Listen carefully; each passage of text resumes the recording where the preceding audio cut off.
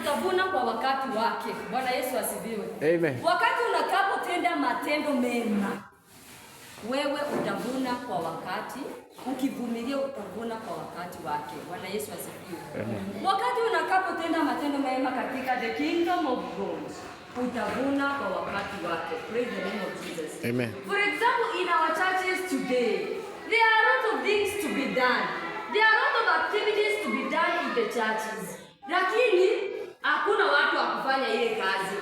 Wanasema nyumbani kwa Bwana kazi ni mingi, lakini watenda kazi ni wachache. Sasa nashindwa. Watenda kazi ni wachache.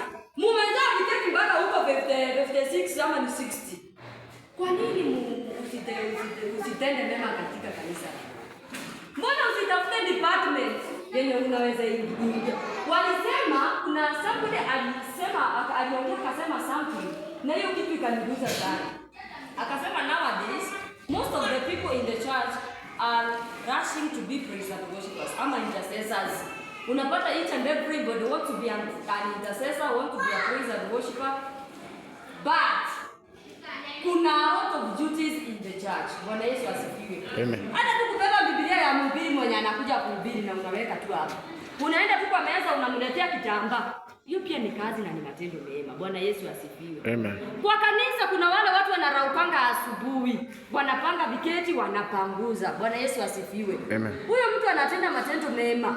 Na kuna wengine hata watakangi kujulikana, lakini anajua ndani deep inside our him ati I am doing this for the service ama for the kingdom of God. Bwana Yesu asifiwe. Amen. Na anajua ya kwamba ati kitu ninatenda tu kwa roho. Lakini kuna wengine anatenda because anataka muone, yeah?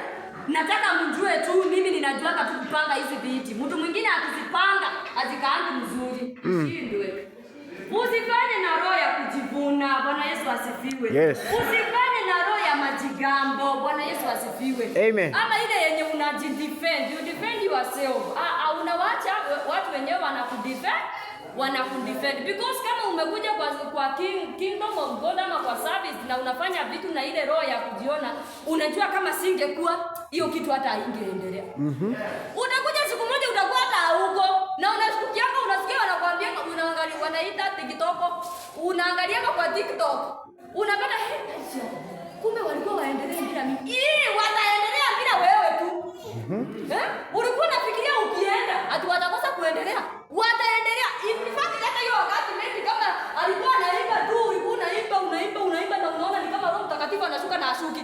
Ati unafikiria ukienda hiyo siku Roho Mtakatifu atashuka, acha tu nikwambie. Utajionea na macho yako. Bwana Yesu asifiwe. Amen.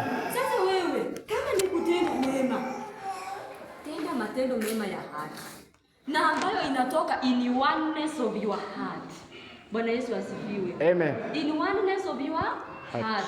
Ndiko maana ukifanya ati unataka uonekane. Sasa sisi unajua hii kitu unajua tutakuona tu halafu sasa itakuwa aje?